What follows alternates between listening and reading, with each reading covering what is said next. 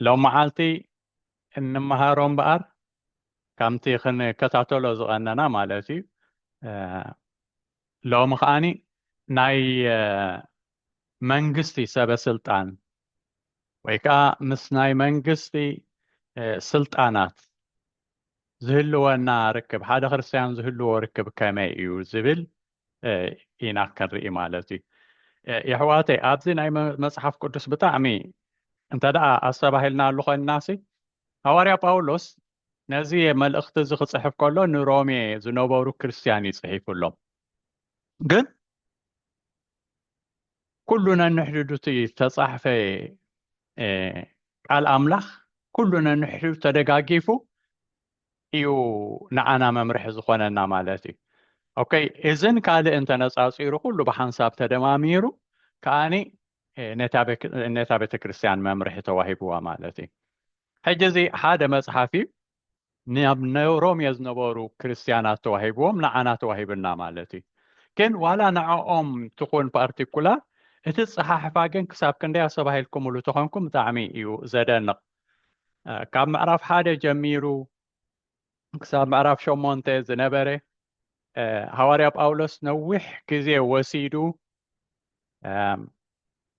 اتي نحنا خنمكحلو نخيل نجر كله أريء ما جمرة بزيد يخاخت مكحت غيل بزيد يخاخت مكحت غيل بإمنة كاريخا أيهودا وسلزخون كاريخا دحان نجر سلز جبر كاريو إيلو أريء جن كم زي كونا أرديو بقول نتقنا نجزء أبير كتحجسو أي كالكان قدولو خون كترخيبكا لتنا أملاك كبري بقع خون كأي ترخيبكان إيلو أرجع جيسو أمور أنت إيلو إكزابير بعلو بزقبرو بودو بزقبرو متعرق بسأجا بإمنت بزح جعنتو بيز زنببنا عينت بسأجا بإمنت مدحان رخيب كاللخا كلها أيهودي أيتبل كاليا أنا أيتبل قدم أملاخ أين وركون أيتبل كله نبهز بأملاخ تصوي الله كلها مدحان رخيبو بيسوس كريستوس بتاع بإمنت تركب بيسوس كريستوس مأمان بقى تقون بسأجا بخومو مدحان ترخيبو إيلو أبسيرو نعوغا كرقاقص الناس أنيحو خساب معرف شو منتظر مالتي كاو كابت شعات خساب عصر تحادخا نتيا بيت كريستيان تدارينا خمت مجمريا زبلنا نا أيهودن كابكال علامات زموصو أحزاب ويكا حزبتات نزياتهم كأني نتز نبرو ما مونغوهم كأني زاري إغا زعبا اتي نأيهود استواهبه እግዚአብሔር ዝሃቦም ፕሮሚስ እግዚአብሔር ዝሃቦም ተስፋ ንዑ ከዓ ተንቲንዎ ማለት እዩ እቲ ተስፋ ንዕኦም ተዋሂቡ ተስፋ ማለት እንታይ እዩ ናይ ዘላለም ህይወት እዩ እሱ ከዓ መን እዩ ክርስቶስ እዩ ክርስቶስ ኢየሱስ እዩ እሱ ከዓ ካብ ኣይሁድ ከም ዝመፀ እቲኦም ናይ መጀመርያ እንትኾኑ እቶም ሃዋርያት እንትኾኑ ከም ዝኾነ ኣቦታት እውን ካብኡ ከም ምዃኖም ስለዚ እዚኣቶም ስኢሎም እዮም ኢልኩም ኣይትንፀግዎም ምክንያቱ እግዚአብሔር ሓሲቡ ንኣብርሃም ቃል ከም ዝኣተወሉ ከዓ ሓሲቡ ዝፀውዖም ህዝቢ እዮም ኢሉ ከዓ ብዛዕባኦም ክዛረብ ፀኒሑ ኩሉ ወዲኡ እቲ ሕጂ ክሳብ ምዕራፍ 11 ዘሎ እንተዳሪናዮ እቲ እግዚአብሔር ንዓና ዝገበረልና እዩ ዝነግረና ንሕና ንሕውሶ ወላ ሓንቲ ነገር የለን ክሳብ ኣብኡ ዘሎ ኩሉ እቲ እግዚአብሔር ንዓና ዝገበረልና ውዱቃት ክነፍስና ካብ ሞታት ከም ዘልዓለና እግዚአብሔር ብፀጋ ከም ዘድሓነና ኩሉ ምስ ወድአ ካብኡ ዘሎ ካብ 12 ዘሎ ከዓኒ ኦኬ ሓደ ዝድሓነ ሰብ ከይ ኣነባብርኡ ከመይ እዩ ኣነባብርኡ ከመይ እዩ ማለት ሕጂ እዚ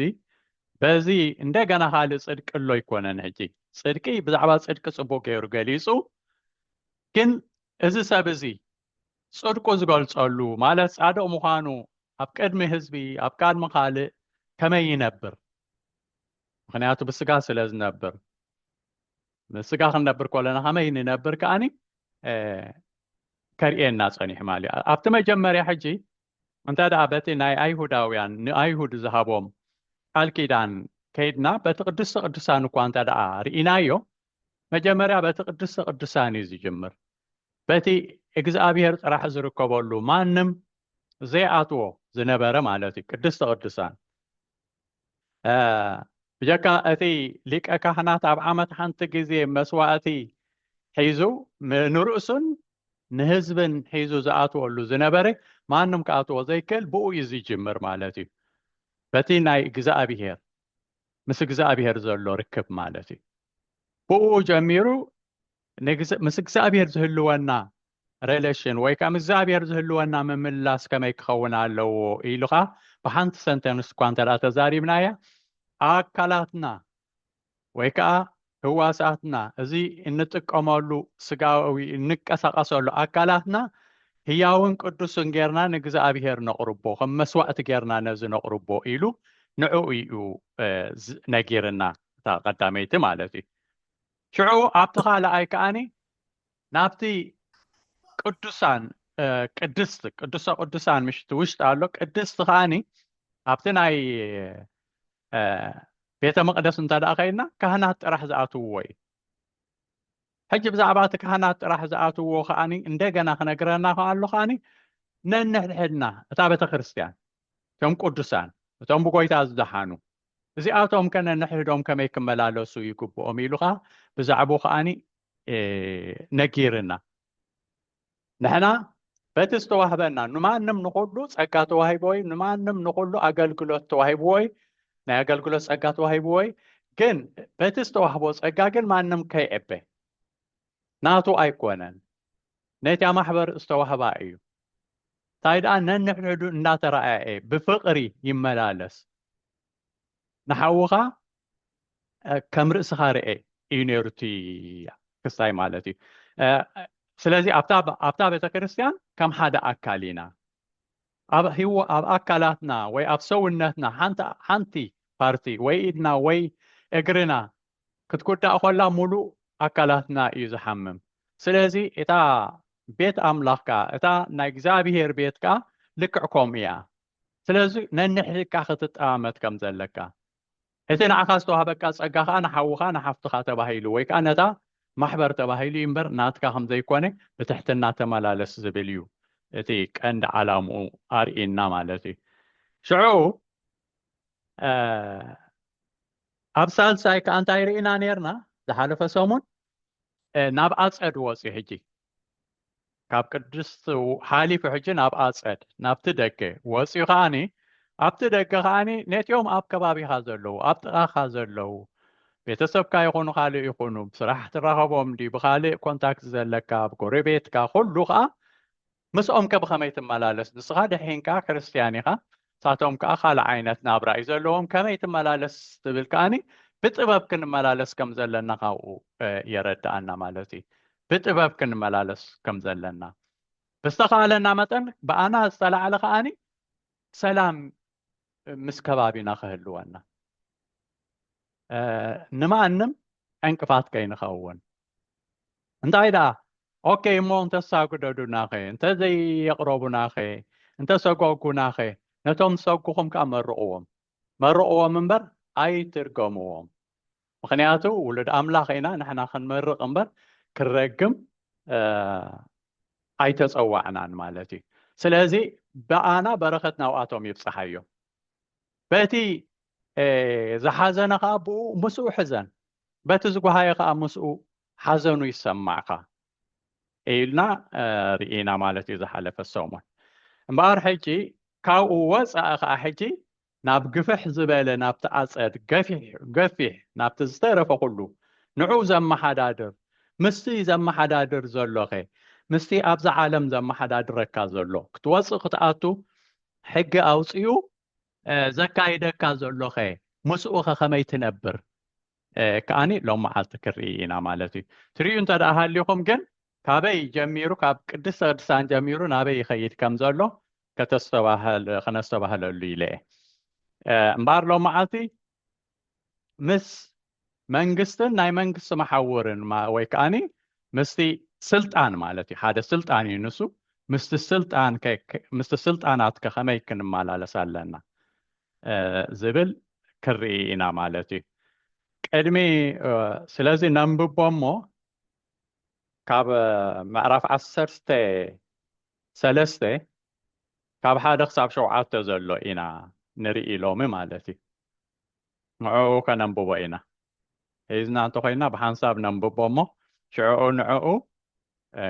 ندا ببحدا ندا خدنا كرئو إنا كاب كسر حدا تدا جميرنا معرف عسر سلسته مالتي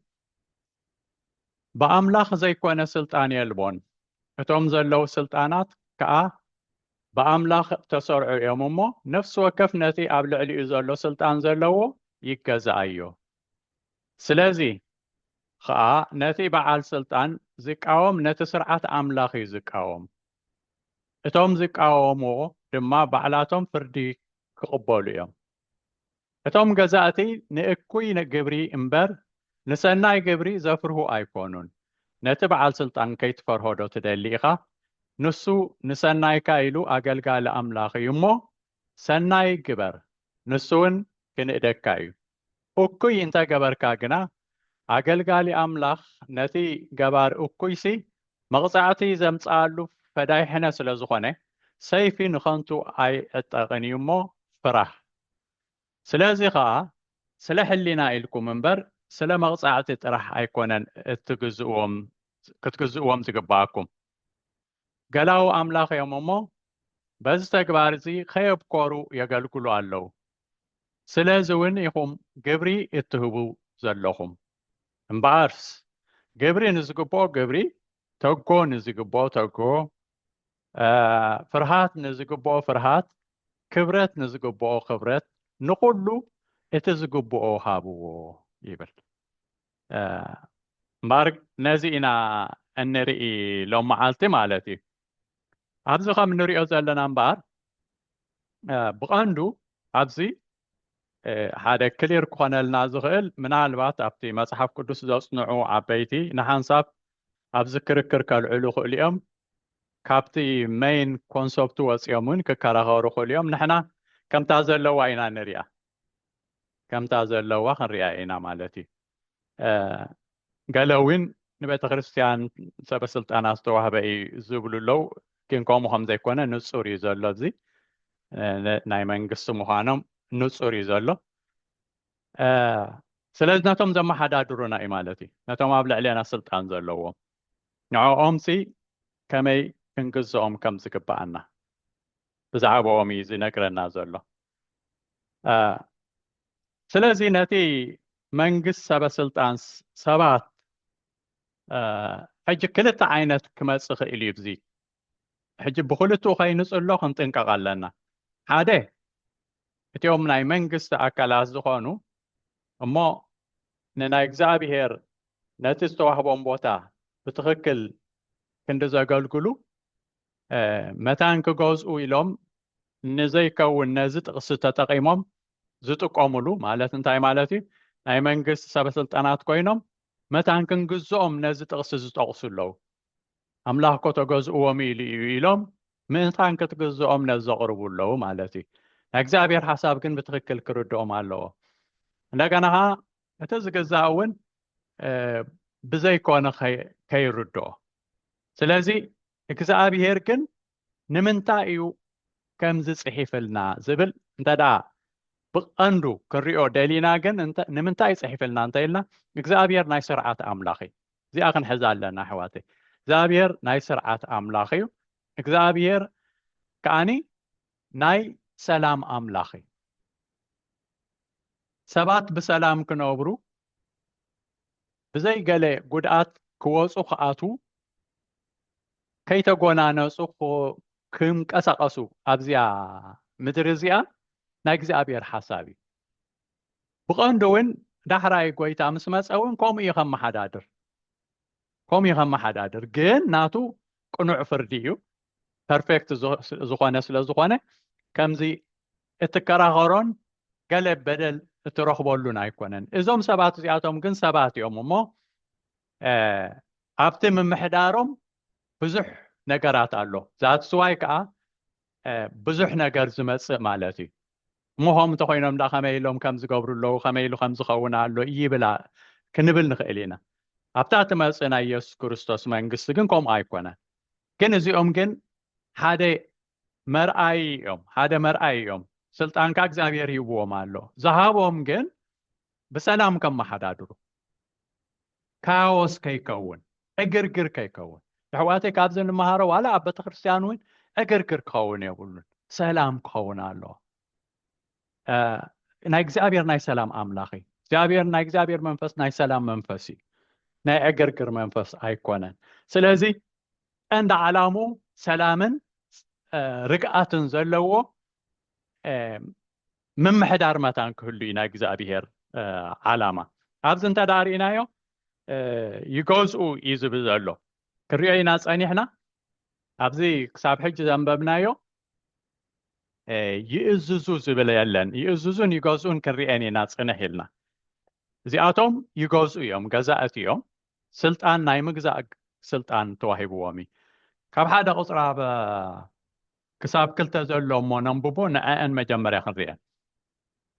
በአምላኽ ዘይኮነ ስልጣን የልቦን እቶም ዘለው ስልጣናት ካብ አምላኽ ተሰርዑ እዮም እሞ ነፍሲ ወከፍ ነቲ ኣብ ልዕሊ ዘሎ ስልጣን ዘለዎ እንታይ ይገዛእዮ ትሪኢሎም ይገዛእዮ ኮነ ኢሊ ይገዛእዮ ዝብል ዘሎ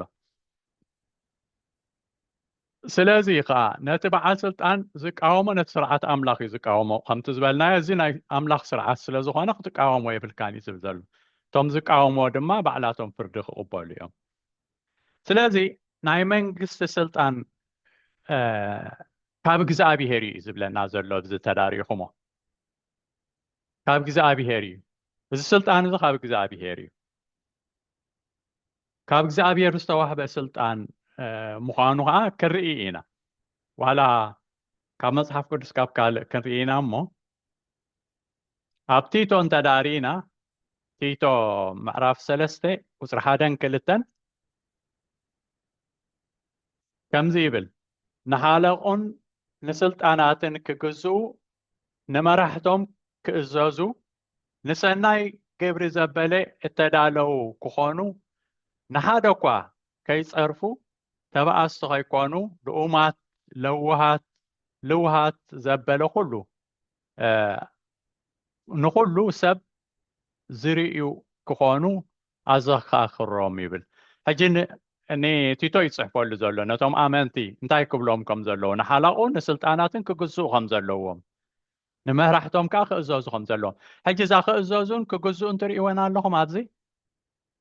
ንሓለቆምን ንስልጣናትን እንታይ ክገብሩሎም ክግዝኡ ኣለዎም ንስልጣን ትግዝኡ ኢኻ ንመራሕቶም ክእዘዙ ኣለዎም እንታይ ይፍልልዩ እንተደኣ ኢልና ምግዛእ ስልጣን እዩ ምእዛዝ ግን ሕጂ ምግዛእ ሓደ ሕጊ ይወፅእ ትገብሮ ወይ ኣይትገብሮን ሳዕብዮኑ ከዓ ትረክብ ማለት እዩ ምእዛዝ ግን ናይ ግድን ኢኻ ክትእዘዝ ምእዛዝ ናይ ግድን ኢኻ ክትእዘዝ ንመራሕትኻ ክብል ከሎ ሕጂ ንናይ ቤተ ክርስቲያን እዩ ዘመልክት ዘሎ ብምንታይ ንውሰዶ መስለኩም ሓደ ናይ ወተሃደር ሓለቓ ኣዛዚ እምበር ገዛኢ ኣይኮነን ኣዛዚ እዩ ሕጂ እቶም ሰራዊት እንተሪኢኹሞም ከዓኒ ብምሉእ እዮም ክእዘዝዎ ዘለዎም ናብ ፍርዲ ከቕርብዎ ይክእሉን እዮም ነቲ ዝእዘዝዎ ዘለዉ እዚ ቦ ከመይ ኢለ ክእዘዞ ገለመለ ክብሉ ይክእሉን እዮም ናይ ግድን እዮም ክገብርዎ ፍጹም ዝኾነ በቃ ክገብርዎ እዩ ዘለዎ ይእዘዙ ማለት እዩ ዋላ ኣብ ሓዳር እውን ሰበይትን ሰብኣይ ትገዛእዮ እዩ ሕጂ እንታይ ማለት እዩ ዘይክትእዘዝ ትኽእል ኣብ ገለ ተደኣ ንኣብነት ምስ ኣምላኽ ዘጋጩ ኮይኑ ንኣምላኽ ክስዕቢ ትኽእልን ኢኽ ዝብል ተኮይኑ ትእዛዙ ክስዕሮ ትኽእል እያ ማለት እዩ ምግዛእ ግን ናይ ግድን እያ ነቲ ስልጣኑ ግን ክስዕሮ ይትኽእልን እያ ኣፍልጦ መሃብ ማለት እዩ ነቲ ስልጣኑ ግን እምቢ ክትብል ግን ኣይትኽእልን እያ ንሱ ርእሲ ተባሂሉ ከሎ ንእሳ ርእሲ ክትከውን ግን ኣይፍቀደላን እሱ እዩ ክገዝእ ዘለዎ ወይ ከዓ እቲ ስልጣን ኣብኡ እዩ ዘሎ ማለት እዩ ስለዚ እዚኦም ሰባት እዚኦም ሰበስልጣን ከዓ ገዛእቲ እዮም ኣብ ዮሃንስ ወንጌል እውን ጎይታና ከምዚ ኢሉ ኣሎ ኣብ ምዕራፍ 19 እንተዳ ርኢና ዮሃንስ 19 ካብ 10 ክሳብ 11 ጲላጦስ ከዓ ንኣይከ ወይ ጎይታ ናብ ጲላጦስ ምስ ኣቕረብዎ እዩ ትሪኡ ኣለኹም ሕጂ ብዛዕባ ስልጣን ክርኢና ኣብዚ ሕጂ ጲላጦስ ከዓ ንኣይከ ኣይትዛረበንን ዲኻ ክሰቕለካን ክፈትሓካን ስልጣን ከም ዘሎኒ ዶ ኣይትፈልጥን ኢኻ በሎ ትሪኡ ኣለኹም ክሰቕለካ ወይ ከዓ ክፈትሓካ ስልጣን ከም ዝተዋህበኒ ዶ ኣይትፈልጥን ኢኻ ይብሎ ኣሎ ሽዑ ኢየሱስ ከንታይ ኢሉ መሊሱሉ ካብ ላዕሊ እንተዘይወሃበካሲ ኣባይ ስልጣናይ መሃለወካን ነይሩ ኢልዎ ግን ሕጂ ግን ካብ ላዕሊ ስልጣን ተዋሂቡካ እዩ ዝብሎ ዘሎ ስለዚ እቲ ኣባኻ ዘትሕዘን ንሓጢኣቱ ዝገደደ ኢሉ ብዛዕባኡ ይቕፅል ኣሎ ግን እቲ ስልጣን ግን ካበይ ይብላ ኣሎ ካብ ላዕሊ ስለ ዝተዋህበካ እምበሪ ንስኻስ ሓንቲ ምገበርካን ነርካ እዩ ዝብሎ ዘሎ ስለዚ እቲ ስልጣን ነቲ ኣብ ስልጣን ዘሎ ዝተዋህቦ ካብ ላዕሊ እዩ ነዚ ኣፍልጦ ክንህብ ይግባአና ስልጣን ካብኡ ኣይኮነ ካብ እግዚኣብሔር እዩ ንምንታይ ሂቡ ተብልና ከም ተዓተበ እዩ ዝበልናዮ እግዚኣብሔር ንዝፈጠሮም ሰባት ብስርዓት ብሰላምን ንኽነብሩ ንመንግስቲ ስልጣን ሂቡ ቁፅፅር ክህልዎም ገይሩ ብስልጣን ክመሓዳደሩ ነቲ ዝዕግብ ክፈርድ ነቲ ዝተዓገበ ከዓኒ ፍርዲ ከውፅኣሉ ፍትሒ ከውፅኣሉ ስልጣን ተዋሂብዎ እንደዘይከውን ነይሩ ሕሰብዎ እስከ ኣሕዋተይ ከመይ ካወስ ምኾነ ማለት እዩ ንሕናስ በብዓቕምኻ ተዝኾንስ ከመይ ኢልና ምነበርና ግን ስርዓት ስለ ዘሎ ስልጣን ስለ ዘሎ በብስልጣኑ ከዓነ እናቱ ከዓነ በዓል ስልጣን እውን ልዕሊኡ ስልጣን ስለ ዘለዎ ብስርዓት ንነብር ኣለና ማለት እዩ ምክንያቱ ኣና ኣብ ልዕልና ስልጣናት ዘለዎም ኣለዉ ልዕሊኦም ከዓ ነቶም ከዓ ስልጣን ዘለዎ ነቲ ካልኻ ከምኡ ስለዚ ክግዛእ ናይ ግድን እዩ ወይ ፈሪሁ ወይ ብሕሊንኡ ክልተ እዩ ዘሎ ክሪኦ ኢና ወይ ብሕሊንኡ ወይ ከዓኒ ነቲ ሕጊ ፈሪሑ ክእዘዝ ኣለዎ ማለት እዩ እዚ ዝኸውን ግን ኣሕዋተይ ስርዓት ዘለዎ መንግስቲ ክህሉ ከሎ እዩ ስርዓት ዝህለዎ መንግስቲ ክህሉ ከሎ እዩ ማለት ብሰላም ክትወፅእ ብሰላም ክትኣቱ ማንም ከይዓመፀካ ብሰላም ክትነብር እትኽእል እቲ መንግስቲ እቲ ስልጣን ተዋሂቡ ኣብታ ስልጣን ዘሎስ እንተደኣ ስርዓት ገይሩ እዩ ስርዓት ዘለዎ ምምሕዳር እንተደኣ ገይሩ እዩ ብዙሕ ኤግዛምፕል ከነምፅእ ንኽእል ኢና ኣሕዋተይ ኣብ ዓለምና ሎሚ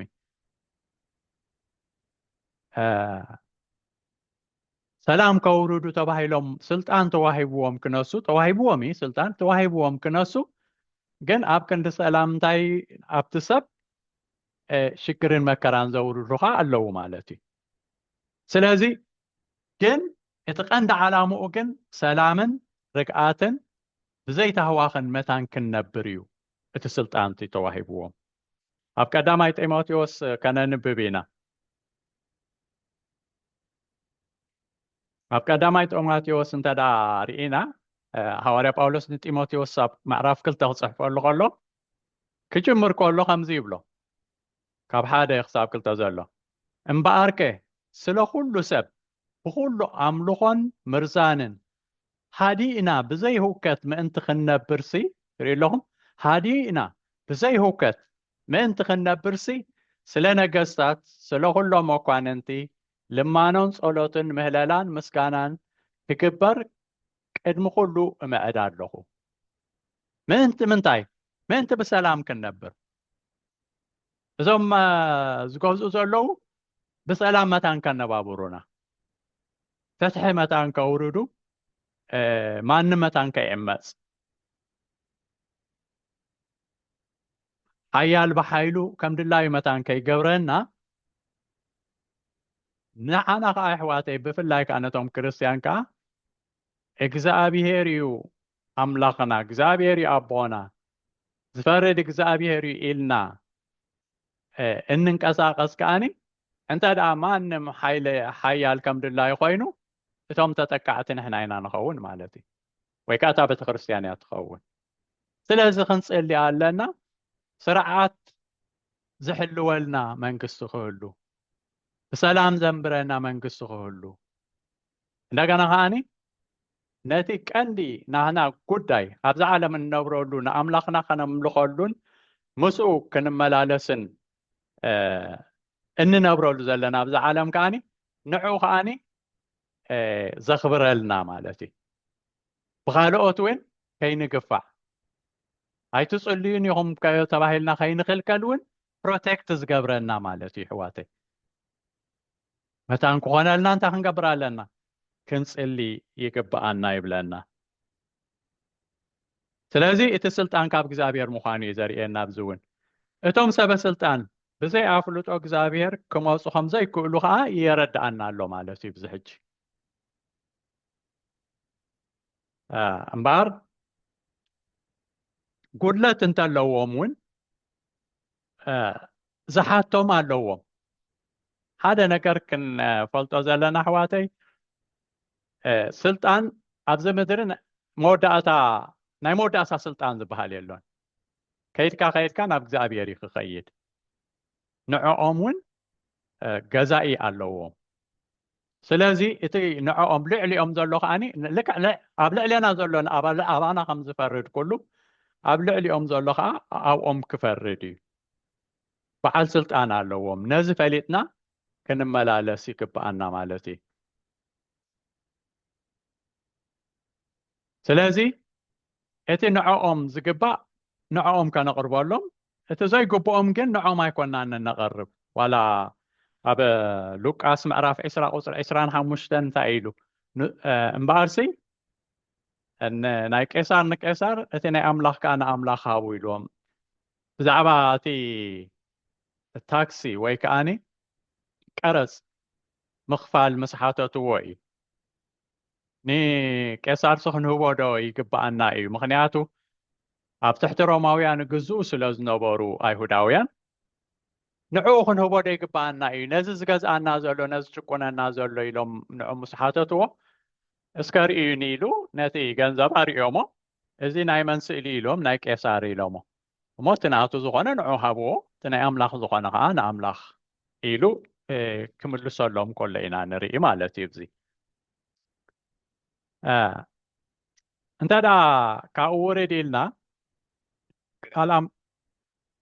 ቃል ኣምላኽ ባዕሉ ስለ ዝምልሶ ውርድ ኢልና ክንርኢ ከለና ኣብኡ ቁፅሪ 3 ክሳብ 6 ዘሎ ክነንብቦ ኢና ሞ ብሓንሳብ ክንሪኦ ኢና እቶም ገዛእቲ ንእኩይ ግብሪ እምበር ንሰናይ ግብሪ ዘፍርሁ ኣይኮኑን ብላ ኣሎ ትርኢ ኣለኹም ነቲ በዓል ስልጣን ከይትፈርሆ ዶ ትደሊ ኢኻ ንሱ ንሰናይካ ኢሉ ኣገልጋሊ ኣምላኽ እሞ ሰናይ ግበር ንሱ እውን ክንእደካ እዩ እኩይ እንተገበርካ ግና ኣገልጋሊ ኣምላኽ ነቲ ገባር እኩይሲ መቕፃዕቲ ዘምፅኣሉ ፈዳይሕነይ ስለ ዝኾነ ሰይፊ ንኸንቱ ኣይተዓጥቀኒ እሞ ፍራሕ ስለዚ ከዓ ስለ ሕሊና ኢልኩም እምበር ስለ መቕፃዕቲ ጥራሕ ኣይኮነን ክትግዝእዎም ዝግባአኩም ገላዊ ኣምላኽ እዮም እሞ በቲ ተግባር እዚ ከየብኮሩ የገልግሉ ኣለው ስለዚ እውን ኢኹም ግብሪ እትህቡ ዘለኹም ይብለና እዞም ሰበስልጣን ናይ ስራሕ ውዕል ኣለዎም ትርኢ ኣለኹም ኣብዚ ናይ ስራሕ ውዕል ኣለዎም ምስ መን እንታይ ኢልኩም ምስ እግዚአብሔር ዝሃቦም ናይ ስራሕ ውዕል ኣለዎም እቲ ናይ ስራሕ ውዕሎም እንታይ እዩ እንተ ደኣ ኢልና ንእኩይ ግብሪ ዝገብር እንታይ ክገብሩ ቆፅዑ ነቲ ሰናይ ዝገብር ከዓ እንታይ ክገብሩ ንዑ ከዓ ክንእዱ ሪዋርድ ክህቡ እዚ ምስ ኣምላኽ እንታይ ዝተዋህቦም እዩ ማለት እዩ ውዕል እግዚአብሔር ዝሃቦም እዩ ማለት እዩ ነቲ ክቕፃዕ ዘለዉ ክቆፅዑ ነቲ ሪዋርድ ክወሃቦ ዘለዉ ሪዋርድ ክህቡ ወይ ከዓ ነቲ ናዕዳ ዝግብኦ ናዕዳ ክህቡ ነዚ ተሸይሞም ኣለዉ ስለዚ ንሰናይ ካይሉ እዩ ኣብኡ ዘሎ ኣምላኽ ንሰናይ ካይሉ እዩ ኣብኡ ቀሚጥዎ ዘሎ እሞ ኣይትፍራህ ይብለካ ኣሎ ኣይትፍርህ ይብላ ኣሎ ሓንቲ ክትፈርህ ዘለካ እንተደኣ በዲልካ እዩ ሕጂ እዚ ኩሉ ዝብል ዘሎ በቲ ናይ እግዚኣብሔር ዓይኒ ንምንታይ ኣብቲ ቦታ እቲ ከም ዝተቐመጡ እዩ ግን እዞም ሰባት እዚኦም በዚ ይኸዱ ድዮም ኢልና ዝኸዱ ኣለዉ ዘይከዱ ኣለዉ ሕጂ ኣብዚ ኣብ ናህና እንተደኣ ወሲድና ኣብዚ ንሕና ዘለናዮ ቦታ ሰበስልጣን ክበሃል ከሎ ኣሕዋተይ ጥራሕ እቲ ኣብ ላዕሊ ዘሎ መንግስቲ ወይ ፕራይም ሚኒስተር ኣይኮነን ኣብ ናይ መንግስቲ ኮይኑ ሓላፍነት ዝተዋህቦ ኩሉስ በዓል ስልጣን እዩ በብደረጁ ማለት እዩ ኣብነት መኪና ክዝውር ከለኻ ትራፊክ ፖሊስ ሓደ በዓል ስልጣን እዩ በቲ ዝወፅእ ሕጊ ንዓኻ በቃ ጠጠው ከብለካ ቸክ ክገብር እንተበዲልካ መቕፃዕቲ ከቕርበልካ ወይ ከዓ እንተደኣ ገለ ተሸጊርካ ገለ ዘይበደልካ ኢኻ ክተሓባበረካ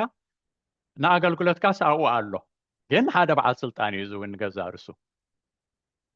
እንደገና ንሱ ዘቆሞ ነገራት እውን ኣሎ ሕግታት ኣሎ መብራህትታት ኣሎ መስመራት ኣሎ ላይናት ኣሎ ሩንዱ ሸሪንግ ኣሎ ኩሉ እቲ ሕግታት ኣሎ ቀሚጥዎ ኣለዉ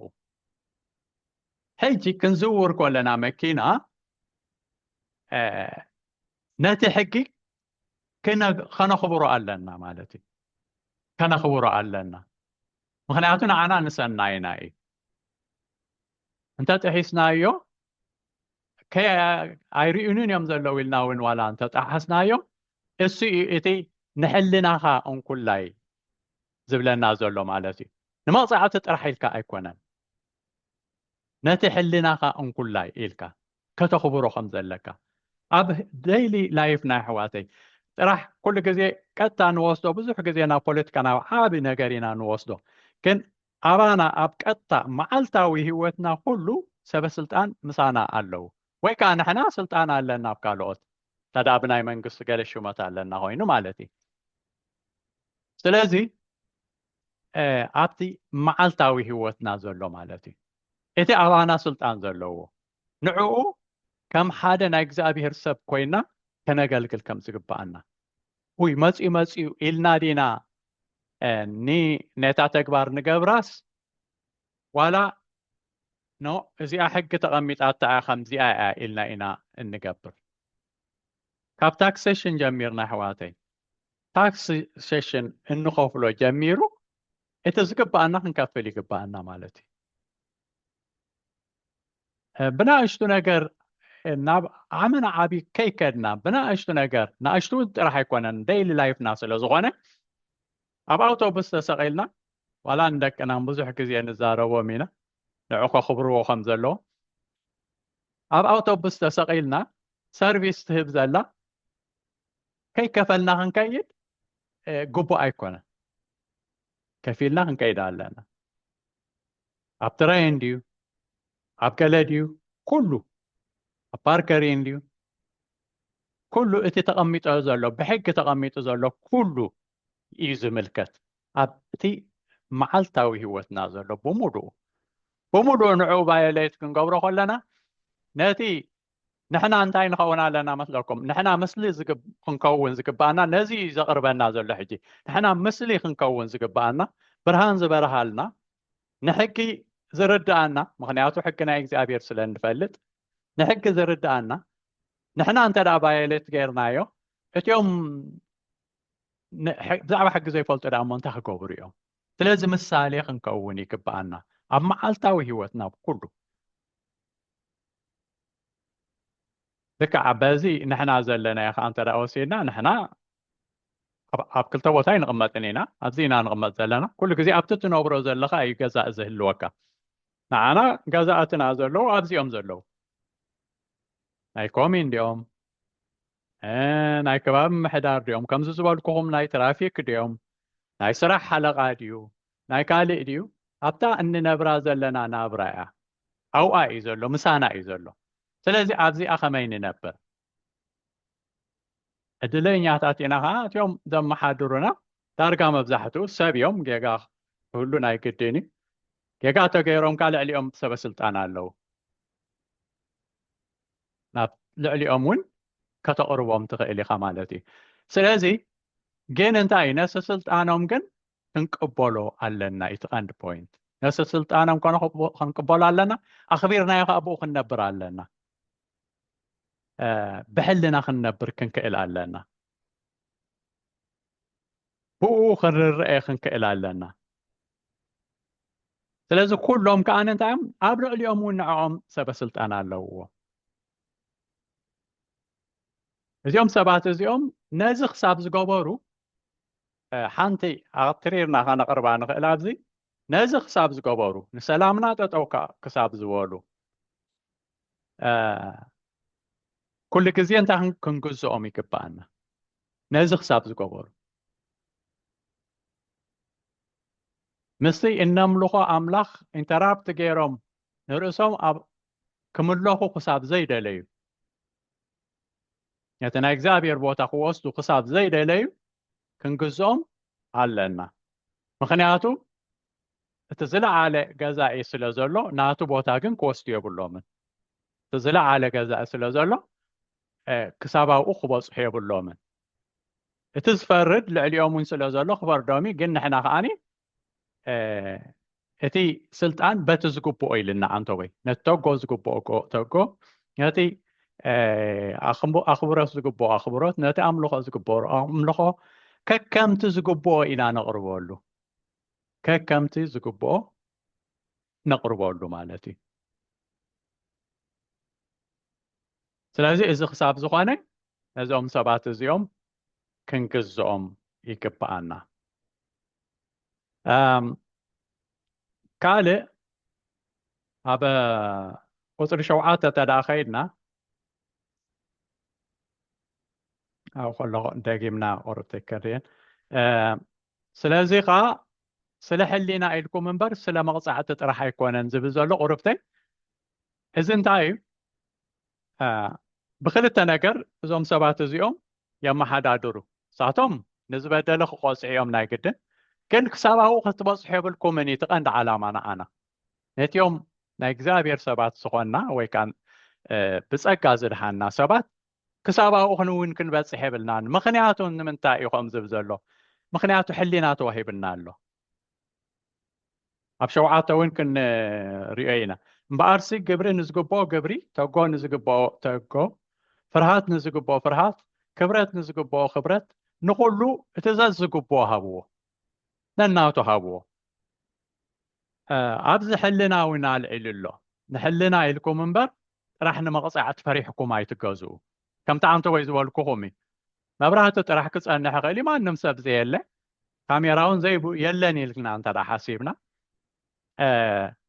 جن حلنا أنا مسانا له حلنا أنا أقميتنا يخن كيداين خيلنينا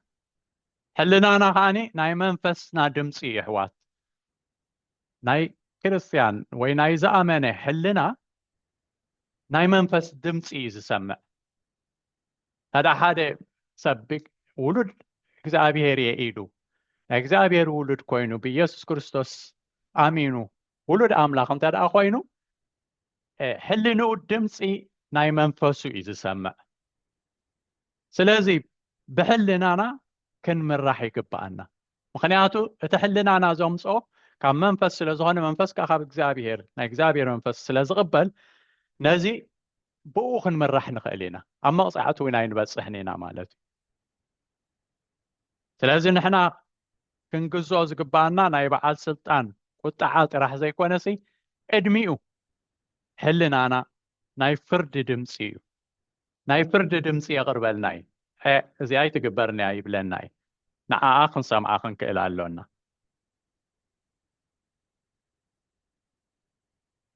ስለዚ ክጠቃለል ከሎ ኩሉ ግዜ ኣኽበርቲ ሕጊ ክንከውን ይግባአና ንእሽተይ ዝበሃል ሕጊ የለን ዓብ ዝበሃል የለን ንኩሉ ከምዚ ብሕልና እንተዳ ንመላለስ ኮይና ብሕጊ ዝመፅእ ንሕና ክንክሰስ የብልናን ምክንያቱ ሕልና ይቅድም ቅድሚኡ ይሕልና ገና ከይተገብሮ ከሎ ይሕልና ዝነግር ስለዚ ናብ ከምኡ እውን ክንበፅሕ የብልናን ስለዚ ንኸይንቕፃዕ ጥራሕ ዘይኮነ ንሕልናና ክንብል ክንግዛእ ይግባአና ስለዚ እቲ ዲፕ ውሽጢ ኣትየ ኣይኮንኩን ኣመና ክሳይ ገይረ ግን እቲ ጠቕላላ ሓሳቡ ናይቲ ሰበስልጣን ንዓና ንሰላም መታን ክንነብር ብርግኣት መታን ክንነብር ኣምልኾና እውን ማንም ዘይዘርጎ መታን ክኾነልና ፕሮቴክሽን ዘለዎ መታን ክኾነልና ንሰበስልጣናት ክንግዛእ ከም ዘለና እዩ ዘምህረና ኣብዚ ማለት እዩ እዚ እምበር ንሕጂ ኣብዚ ወዲየ ኣለኹ